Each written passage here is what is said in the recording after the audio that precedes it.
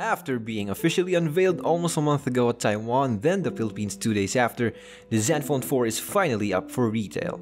It wasn't the beast that we expected, but putting it through the paces says a lot about how ASUS went with their 4th series of Zenphones. Out of the box, ASUS's generosity is flowing.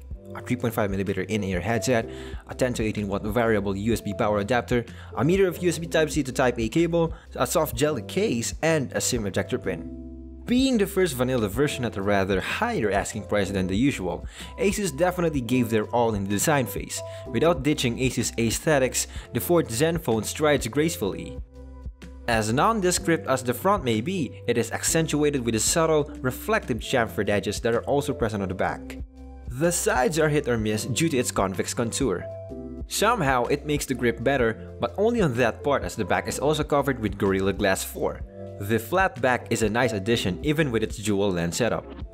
The SIM tray is a hybrid single tray with an option for expandable storage or a second SIM.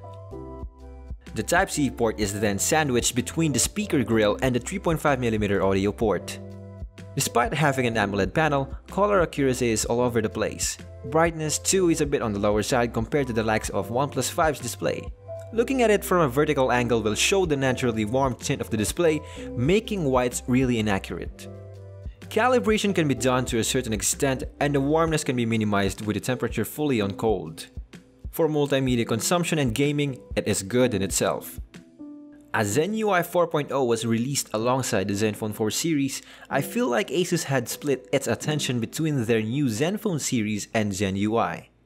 Even though most of the bloatware has been removed, interfacing with the Zen UI 4.0 is still tedious. I wish they applied the intuitive home screen interface introduced for Nougat. What ASUS lacked in user experience made up for their camera's UI. Honestly, I'm impressed by how much it has changed by having 3 main one-swipe windows. I'm not saying that it's a bad thing, but actually it's the opposite. Everything most users may need in the camera app is 1 to 2 taps away, and I couldn't ask for more. Some may find this to be a bit clunky or cluttered, but it's worth a look. Sony's flagship IMX362 is the 12MP f1.8 non-wide angle lens, which does considerably well in general use. Yes, it does produce well-lit images in low lighting scenarios, but details are then lost in the process. The 8MP wide-angle lens works, but then again is a downer in details. Colors, however, are a redeeming factor. The 4-axis stabilization for image captures is really commendable, along with 0.03 dual-pixel face detection autofocus time, the world's fastest. Videos taken on both rear and front cameras are virtually shake-free thanks to the 3-axis EIS. For the best looking you, Selfie Master is available for use and also allows live streaming to YouTube, Facebook, or Instagram directly from the app. Now here's the interesting part. ASUS competitively priced the vanilla Zenfone 4 at $550. The Snapdragon 660 and Adreno 512 Duo worked well enough to break into that high-end category of smartphones. The specifications live up to their worth, so to say. Gaming is a treat on the Zenfone 4 and the response is incredible. The fingerprint scanner works in a flash, which might make you think that it runs on magic. Battery life is also surprising, but for some reason, charging time was too slow.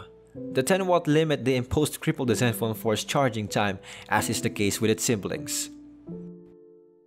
Speakers on the Zenfone were never given that much focus on, and the Zenfone 4 is not really an exception. Yes, it has stereo speakers, and if you don't believe me, it actually has the earpiece as its second speaker. Mids still float a lot, especially when outdoor mode is turned on.